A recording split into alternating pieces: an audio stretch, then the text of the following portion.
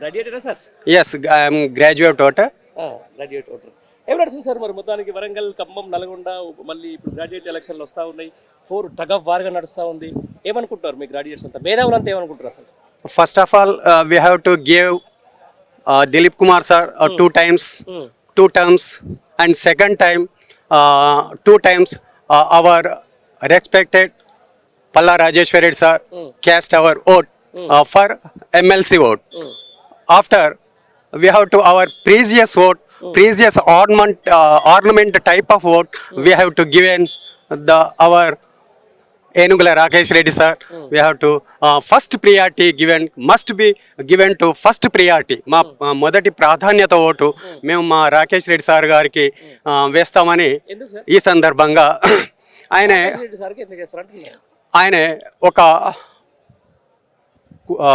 మామూలు వ్యవసాయ రైతు కుటుంబం నుండి వచ్చినటువంటి వ్యక్తి బిడ్స్ పిలానీలో చదువుకొని ఒక ఎంఎన్సి కంపెనీలలో అమెరికాలో లాంటి ఒక ప్రపంచాన్ని శాసించేటువంటి అమెరికా దేశం నుండి అతడు చేసినటువంటి ఉద్యోగాన్ని రిజైన్ చేసి మాతృభూమికి కన్నతల్లి లాంటి మాతృభూమికి సర్వీస్ చేయాలనే ఉద్దేశంతో రాకేష్ రెడ్డి సారు ఇక్కడ ఎమ్మెల్సీ ఓటుగా ఎమ్మెల్సీ క్యాండిడేట్గా అభ్యర్థిగా నిలబడాలనే ఉద్దేశంతో ఒక ఆయన మంచి వ్యక్తిత్వానికి తర్వాత ప్రజా సమస్యల పరిష్కారం కొరకు ప్రాధేయపడతాడు అనే ఉద్దేశంతో మేమందరం తప్పకుండా అతనికి మా అమూల్యమైనటువంటి ఓటు అతనికి వేసి గెలిపిస్తామని ఈ సందర్భంగా కోరుకుంటున్నాం.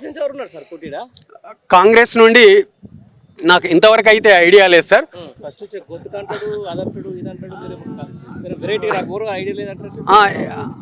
అవును సార్, ఇప్పుడు నాకు తెలిసింది చెప్తున్నా.